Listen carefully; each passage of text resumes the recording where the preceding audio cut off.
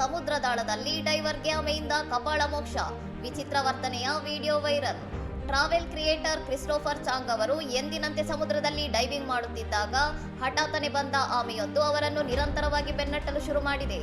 ಸಾಮಾನ್ಯವಾಗಿ ಆಮೆಗಳು ಮನುಷ್ಯರಿಂದ ದೂರ ಸರಿಯುತ್ತವೆ, ಆದರೆ ಈ ಆಮೆ ಮಾತ್ರ ಚಾಂಗ್ ಅವರ ಕಣ್ಣುಗಳನ್ನೇ ದಿಟ್ಟಿಸಿ ನೋಡುತ್ತಾ ಅವರ ಮೇಲೆ ಹುಚ್ಚು ವ್ಯಾಮೋಹ ಬೆಳೆಸಿಕೊಂಡಂತೆ ವರ್ತಿಸಿದೆ.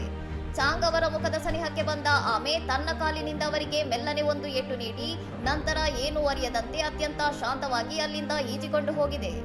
ಆಮೆಯ ಈ ಹಠಾತ್ ದಾಳಿಯಿಂದ ಗಲಿಬಿಲಿಗೊಂಡ ಚಾಂಗ್ ಪರಿಸ್ಥಿತಿಯ ಗಂಭೀರತೆ ಅರಿತು ಕೂಡಲೇ ಸಮುದ್ರದಿಂದ ಹೊರಬರಲು ನಿರ್ಧರಿಸಿದ್ದಾರೆ. I got slapped by A turtle ಎಂಬ ಹೆಸರಿನಲ್ಲಿ ಹಂಚಿಕೊಳ್ಳಲಾದ ಈ ವಿಡಿಯೋ ಮಿಲಿಯನ್ಗೂ ಹೆಚ್ಚು ವೀಕ್ಷಣೆ ಪಡೆದಿದ್ದು, ಬೇರೆಯವರ ಮನೆಗೆ ಬಂದು ಸದ್ದು ಮಾಡಿದ್ದಕ್ಕೆ ಆಮೆ ಬುದ್ಧಿ ಕಲಿಸಿದೆ ಎಂದು ನೆಟ್ಟಿಗರು ತಮಾಷೆ ಮಾಡುತ್ತಿದ್ದಾರೆ. ಇನ್ನಷ್ಟು ಸುದ್ದಿಗಳಿಗಾಗಿ ನೋಡ್ತಾ ಇರಿ ಸೌರಂ ಟಿವಿ.